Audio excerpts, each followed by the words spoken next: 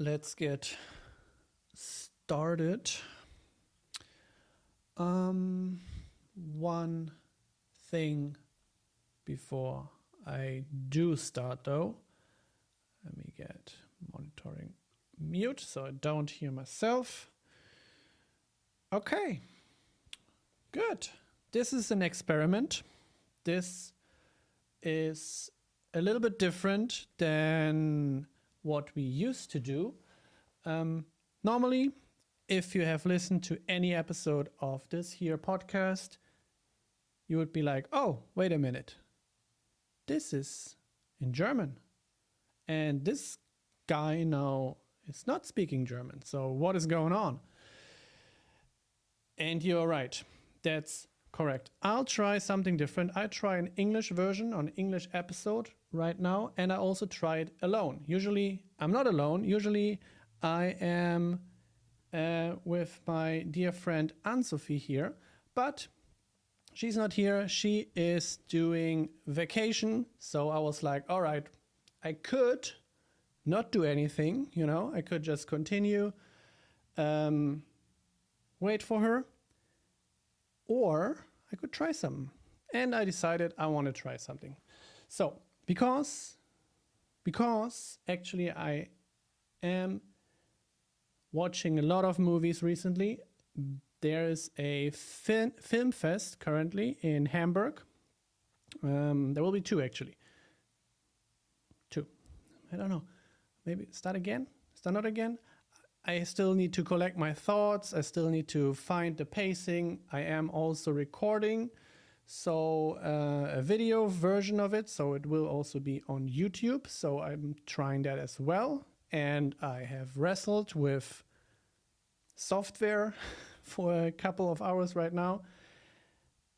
Anyway, let's just relax, take a sip of a little bit of water. I have water here. And then let's just start this experiment and see how this whole thing will go.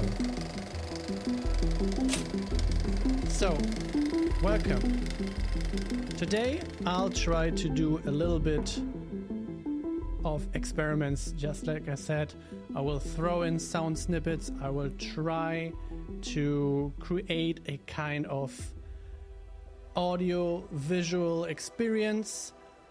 And as I mentioned, I have been seeing a lot of movies. I have seen thrillers and horror and dramas recently, because that's the whole thing what the Fantasy Filmfest is about. It's pairing intense horror films with breathtaking thrillers, obscure science fiction tales, and heartfelt dramas. So I didn't go all in and buy a whole festival pass to watch all of the movies. I picked before a couple movies, actually 5, and thought, okay, let's try.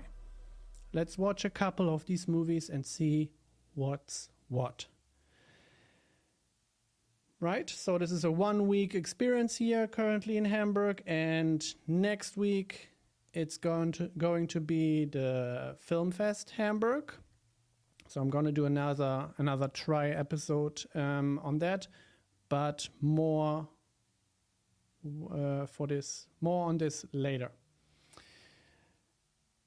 The very first movie, I think we start already. I just count, because I don't expect this to be a long episode. It's going to be me just talking, so I don't expect people to be like, oh yeah, let's tune in. So I'm just going to go right ahead and start with the very first movie. That's also the only movie that Ann-Sophie also was available. So before she went to holiday to relax, we watched Dogman. Now, Dogman is a new movie by Luc Besson. And some of you will probably know this name. Luc Besson is a French filmmaker, French director and writer. And really a fun fact actually for me, when I did this research, I did a little bit of research. Luc Besson is mainly... Wait. I haven't talked much today. So naturally my voice breaks as soon as I try to talk a little bit. But let's just imagine this hasn't happened and I just talked awesome all the time. So Luc Besson is a writer mainly. And he likes to direct what he writes, but he also writes for other people to direct. And I knew his name.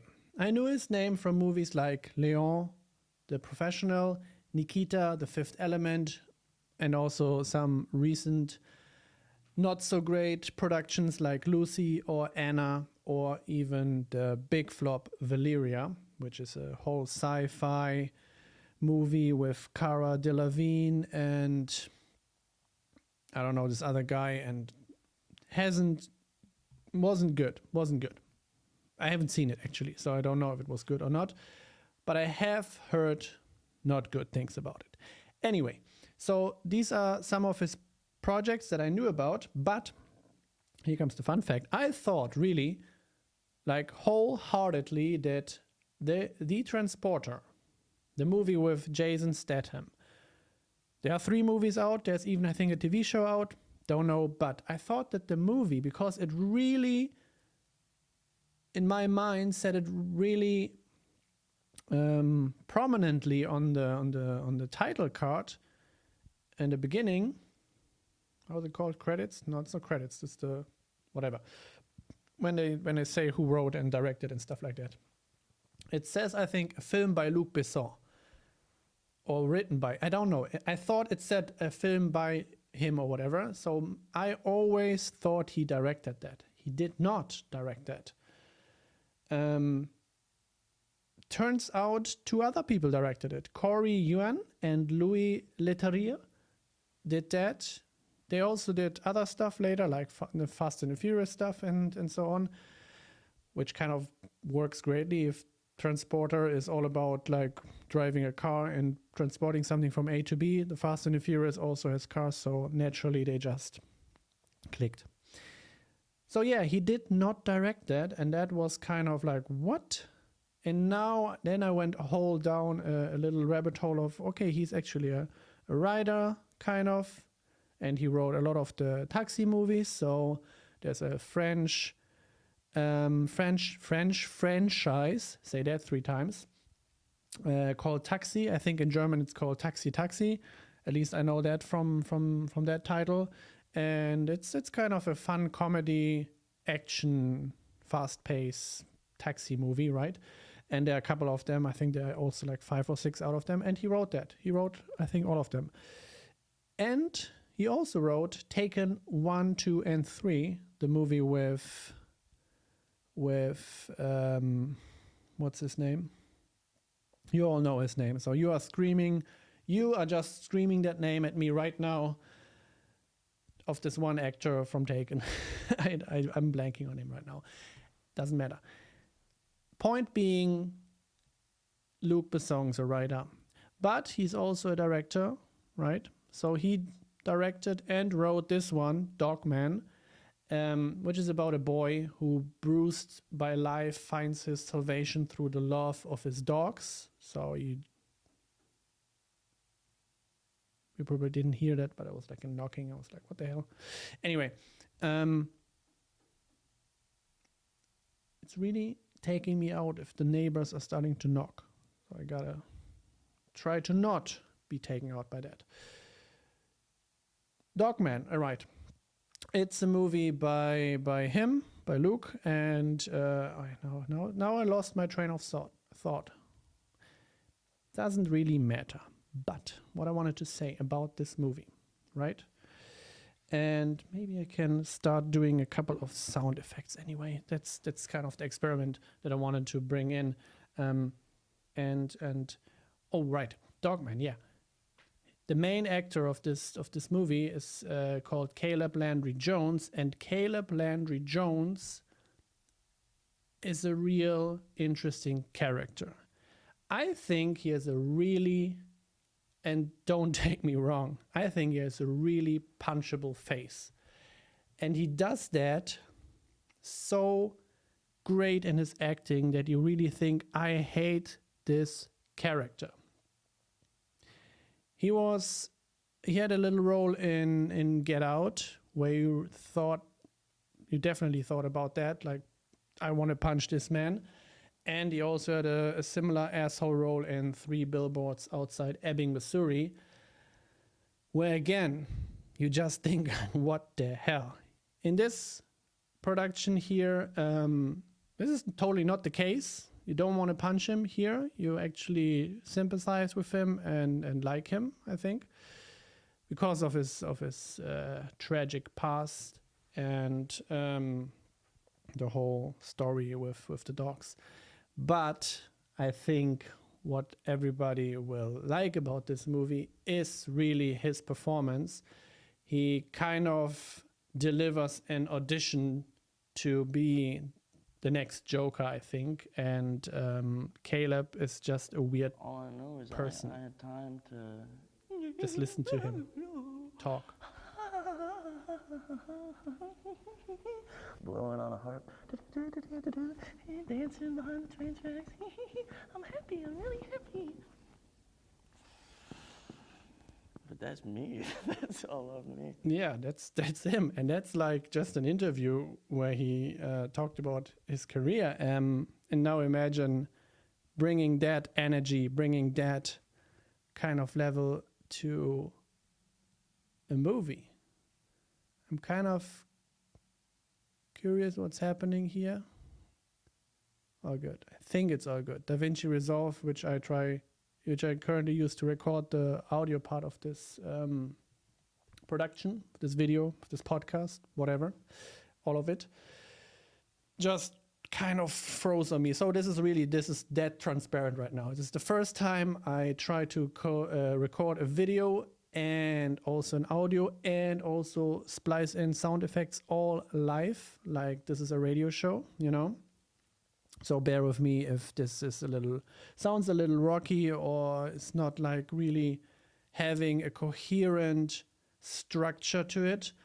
But I wanted to just bring you into my thoughts and try to, on tape, think about the Fantasy Filmfest a little bit and on a couple of those movies. I said I watched 5 of them. We're going to only talk about 4 of them because one of them we skip. I will say which one. I will say. But to finish up, to wrap up Dogman, really, not that I really started unpacking it, but I think it was a great performance. It was beautifully shot. You saw all the dogs. Dogs are fantastic, so that was great. And the whole tragedy and story of this one character kind of, came in a French audio visual experience. There are a lot of nice soundtracks that bring that together. And it will be released very shortly. So it was now part of the Fantasy Filmfest, also was part of other festivals around the world, where it also got praise. Especially he got praise for his performance. And this will be out on October 12th. And I think this is something that deserves a watch. It deserves a watch in the cinema. And I think with that we leave it, because you don't want to go down the road that I went down when I researched Luc Besson, because he's a weird person in his free time. Why do I say that? And again, I say that because I went down a little bit of a research hole, and I thought, like, this dude, just quickly before we move on, this dude, he impregnated a 16-year-old girl. I think it was his girlfriend at the time, which he started dating her at 15. And he was 30, 32, 31, whatever. It's on his Wikipedia page. Just let that sink in. So whatever you think about his movies and his writing, I don't know what kind of person with 31 or 30, whatever he was. No. Anyway, continue. Let's go to the next movie, which we will skip briefly or fastly. It was Slaughterhouse. The title, I think, already says it. And that's why we're just not gonna spend any second more on it. Next one. My actual favorite, I think, of my picks, Raging Grace. And Raging Grace, exactly. Raging Grace, I think, is a great little movie. I don't know if this sound effect kind of works, but Raging Grace is a movie by Paris Sarcila. I think it's his directorial debut. Or no, actually, I think it's not. It was another one. But he didn't do a lot of movies before. So anyway, it was definitely something that's new for him. I don't know. I think this is too much. This is too much. You just scratch that. Let's go. Rewind. Let's get back to the dark and moody. This is more the vibe of this movie. But we had that already, so we'll just fade this out slowly and then talk about Raging Grace. Because it's a movie about an undocumented Filipina immigrant. She lands a job in England as a care worker for a terminally ill man, but it doesn't seem like it is how it looks like, because the woman that hires her to care for that man, she says she's his niece. But it turns out there's more to the story than at first. And Grace, no, actually Joy is her name. Joy is the name of the main actress, and Grace is the name of her daughter, which she will bring into her job secretly. She does not want to tell that woman that she has a daughter, and she will be living in that mansion while she takes care of everything, cleaning, cooking, and taking care of that man. She does not want to bring her daughter into the picture because that might complicate things. So she comes in a suitcase secretly, and then she needs to be silent. And yeah, it kind of unpacks really a lot of thriller elements, and at first the things that you think that it might be about is not what it's about, and then this whole thing unravels into something else, which I found really nice. And it was really, really well edited in terms of sound effects and how those thriller elements actually went into the whole part. And I think the person who can say it best is the director himself. I would say this film is a very untraditional talking horror. About the sound but, editing. You know, unfortunately for a lot of immigrants, the genre, their stories are often horrific, especially with just from experience, you know, people from Southeast Asia and from the Philippines, you know, from Vietnam. Their experiences often come with a lot of trauma, and the story that I wanted to tell just very naturally fit within the realms of horror, thriller, drama. That's right. And that makes it such a beautiful symbiosis of telling that story that's so near to him and his experience of growing up as an immigrant in the UK.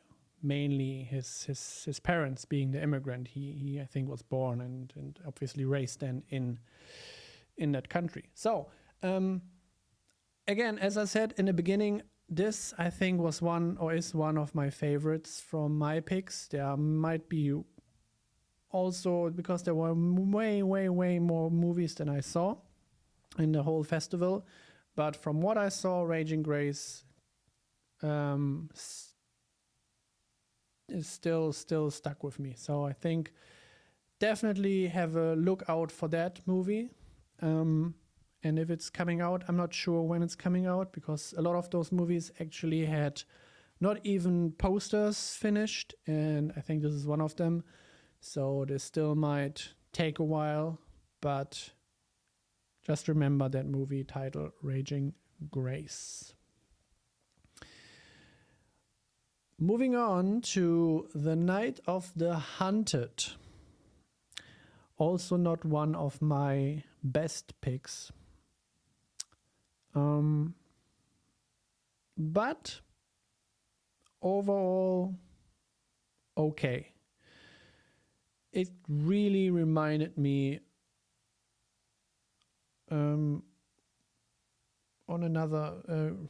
It reminded me of Phone Booth, the movie with Colin Farrell, where he's standing in a phone booth in the middle of the street and gets a random call, and this guy who calls has a rifle and shoots, and this whole movie is all in that.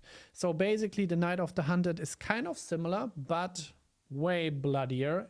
It is obviously a horror genre, other than Phone Booth being like more like an action thriller. Here it's really about also killing people, shooting them with a sniper. And our main protagonist, I think her name was Alice, finds a walkie-talkie in this gas station. So it's she and her coworker, who she also has an affair with, in the middle of the night or in the morning at 3 a.m. try to drive to whatever, an airport or whatever. They need to hold for gas, and on that gas station, that's where the movie takes place. We get this one sniper guy who shoots her in the arm, so then she is like kind of trapped in that gas station, and her affair friend comes in. Like, there's also very stupid elements of this, but he comes in into the station and dies really quickly. So that's really beginning of the movie. It's not a major spoiler, I would say. And then she has to survive, because it's in the middle of the night, it's not very busy, but throughout the movie, people are also coming to that gas station, and then she again has this walkie-talkie and can talk with the guy. So again, that's why I made the connection with Phone Booth, because it's very similar. They talk, he has theories, he has ideas, ideologies, and whatnot. And she is a vice president for a pharmaceutical country, so it seems like it's a random thing that she's there at the wrong time, in the wrong place. But throughout the movie, it kind of dawns on her that this might not be as random as it looked like. And yeah, this is kind of a little bit of a thriller, but mostly horror element, because how people are dying and how much blood you can see, and also how much screen time really is on like wounds when she tries to close her shot wound in her arm. She uses glue, and that's a weird scene to be quite honest, how it's shot and why it's even like a big part in the movie. It felt kind of out of place. Anyway, The Night of the Hunted was all right. Again, thrilling, but also, I would say, not so bright after all. Or not so bright as it seems to or tries to be, I think. So overall, if you into that kind of stuff, if you like a little bit of a shooting scenario and also in a tightly compact space, that's probably for you. It's not too long. I think it's over 90 minutes, something like that. It felt longer though, to be honest. So was all right, but I wouldn't recommend it any further. And the last movie that I saw during the film fest was What Remains. Now, What Remains is a very slow movie. And let's see if this kind of embodies the spirit of the movie. I don't think so. But I'm gonna roll with it now because I have that sound effect ready to go and I wanted to try it out. We'll see. Maybe I just drop it also in a minute. You will see. It's I don't even think it's a Scandinavian production, to be honest.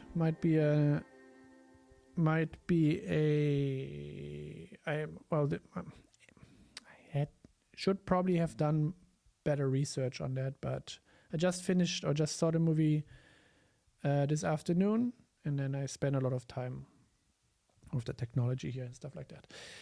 Anyway, it is based on a true story. It's based on a true story or an event that happened in Sweden, and Ran Huang, the director, will tell us a little bit more about I just that. found.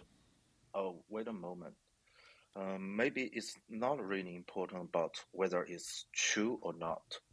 But so you start to look at the people rather than look at the event, trying to find out, okay, black and white, who's fault, who has done what. So you start to stop pointing finger and blame people or blame the system. The more you look at it, you just find out the whole event is kind of ridiculous and almost hard to believe. And slowly, my attention is, I shift my interest onto the people, and you start to discover something is like, what's the relation between them? And and the end is all about human relationship, how we trust each other, why we trust each other, and you start to discover those very gray area of human being, and you can't really define that into black and white, and that's the most interesting part. And once you start to look at those, and slowly I find, okay, maybe I can start to understand how this man can end up like this, how people around him can end up like this. So I kind of reduce this because it's a kind of social event in. Maybe we should, or I should add almost that everybody knows about it. this whole true story is about Sweden's first serial killer, as far as it was told during the movie. I'm not sure if this is really the case. And again, it's really, as Ran mentioned it's not really that important if it's true or not and what happened or not, because it's about the people, right? This person who is already at a facility, at a psychiatric facility or hospital for, I think, 15 or 20 years when we meet him. He starts to now kind of remember and confessing at the same time that he might... So he's at the facility because he molested young boys, but it seems like he not only did that, but he also murdered them, or murdered other boys then, that went missing over the years. Now, he starts to tell that to his therapist, and then also a policeman, detective comes into place to check that, and that's kind of how the whole vibe of the whole movie is going. It's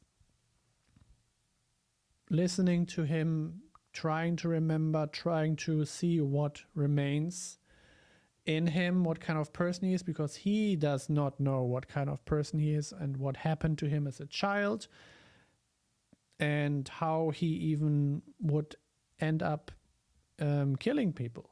So he really does not know what's happening with him, and even if he did it or not, because he think he didn't do it for a long time, and now he's like starting to remember like parts in his past that actually seemed to happen, that he thought he imagined.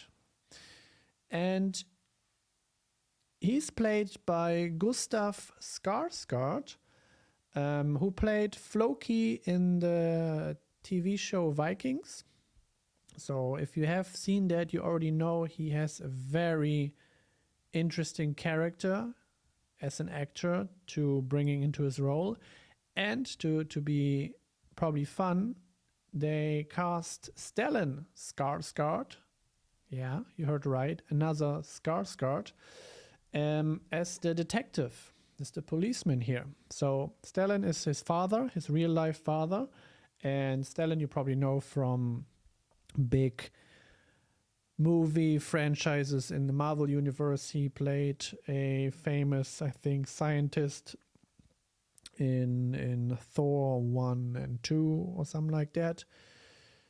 But yeah, we have two Skarsgårds here. It's a Swedish story, so why not bring the famous Swedish family into the mix? So we get these buddies here, this family here. And again, it's a very slow-paced Scandinavian thriller type. And it also reminded me a lot of the movie Let the Right One In, from the type, pacing, very dark, very mysterious. So this is kind of the vibe that you're going for, and it is most definitely not for everyone. Oh no, wait a second. We need to, I have not enough space on my memory card, so I need to pause for a second. Just pause. Actually ran out of space. Now I had to switch it, and again, in all transparency, this is how it happens. So let's continue with another one. Hopefully this will be enough space for the rest, for the remainder. It shouldn't be long anyway. Right. I was comparing What Remains with Let the Right One In. I think both are Scandinavian productions, if I'm not mistaken. There is a Let the Right One In remake, an American remake, so I'm not talking about that one. I have not seen that one. I have seen the other one, the original one, so that's the one I'm comparing it to. And because some of you may know my co-host, Ann-Sophie will probably really like this one. Let the Right One In is one of her favorite. We even made a whole episode about favorite movies and talked about that. And I think What Remains is exactly up her alley. So if you're listening to that, that's definitely something you should check out. I have no idea when it's coming out. I think this one also had no poster and was, don't even know if it had a trailer.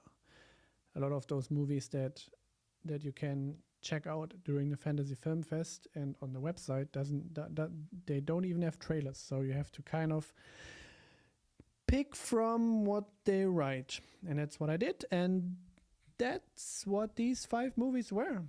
I picked these 5 because I thought they kind of sounded cool, sounded interesting, and it is hit or miss. I think What Remains, Raging Grace, and Luc Besson's Dogman were hits for me personally. So 3 out of 5, not that bad. And The Night of the Hunted and Slaughterhouse, yeah. Sometimes you miss, right? I would definitely recommend checking these movies out. And we will see what's happening with this whole experiment, as I said, for the next one. So for the Filmfest Hamburg, there will be a lot of other cool movies, and I also picked a couple. So I'm really excited about these movies and seeing how this will, all wrap up and see how this goes. So I will press it one more time just to wrap it up, because that was an experiment that I wanted to try. I wanted to see if I can prepare a couple of snippets, audio snippets that I can intertwine into a, again, radio format and see how it goes. I wanted to do it in English because this will open up a whole avenue of new listeners, maybe. Maybe not. Maybe we switch back to German. We probably switch back to German.